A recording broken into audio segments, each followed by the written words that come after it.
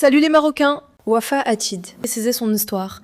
Elle se dit athée, explique que sa famille est très religieuse et qu'elle ne veut plus vivre au Maroc parce qu'elle refuse certaines règles liées à l'islam. Si elle a réellement souffert dans sa famille, personne ne peut le nier à sa place. Nous n'avons pas les éléments pour savoir ce qu'elle a vécu chez elle, et elle reconnaît elle-même que toutes les familles marocaines ne sont pas comme la sienne. Très bien, alors gardons cette distinction. Une histoire familiale, ce n'est pas le mode d'emploi officiel du Maroc. Wafae explique maintenant qu'elle a appris l'anglais à Tanger, puis au centre américain de Marrakech, qu'elle est partie à Dubaï, qu'elle y a travaillé et qu'elle a tenté d'obtenir un visa étudiant pour l'Europe. Son parcours est donc beaucoup plus riche que l'image donnée au départ. Et cette fois, El País livre une seconde interview beaucoup plus sobre et surtout plus précise. Moins de mise en scène, davantage de contexte.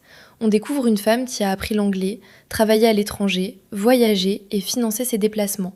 Bref, le deuxième épisode a retrouvé quelques pages que le premier avait laissées sur la table. Et c'est là que le mot liberté devient intéressant. Elle a pu apprendre, travailler à l'étranger, voyager et financer ses déplacements. Ce qu'elle explique surtout aujourd'hui, c'est qu'elle veut vivre en Europe. C'est son choix. Mais ce n'est pas la même chose que laisser entendre que le Maroc, parce qu'il est musulman, priverait les femmes d'études, de travail ou de liberté de mouvement. Parce que pendant ce temps-là, les Marocaines étudient, travaillent, voyagent, deviennent médecins, ingénieurs, chercheuses, pilotes, entrepreneurs et représentent le Maroc partout dans le monde. Et puis, petit détail, l'Espagne est à 14 km du Maroc au point le plus proche, pas derrière le portail de Narnia. Les Européens connaissent le pays, y voyagent, y travaillent et côtoient des Marocaines actives dans tous les domaines de la société. Et quand Wafae explique qu'elle ne veut pas vivre avec les hommes arabes, nouvelle contradiction. Demander qu'on respecte son individualité tout en mettant des millions d'hommes dans une seule boîte. Les libertés pour soi, intéressant. Son athéisme lui appartient, son désir de vivre en Europe aussi, et son éventuelle souffrance familiale peut être réelle. Mais une expérience personnelle ne devient pas automatiquement le portrait d'un pays entier.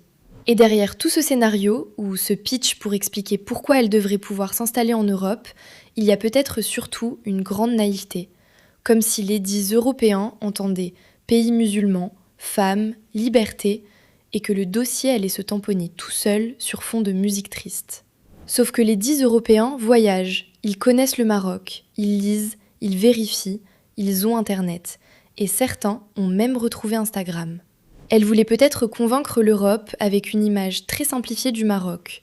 Mais finalement, derrière tout ce pitch, ce n'est peut-être pas le Maroc qu'elle connaît le moins bien. Ce sont surtout les 10 Européens à qui elle raconte son histoire. Vous restez avec Maria ? Abonnez-vous et partagez.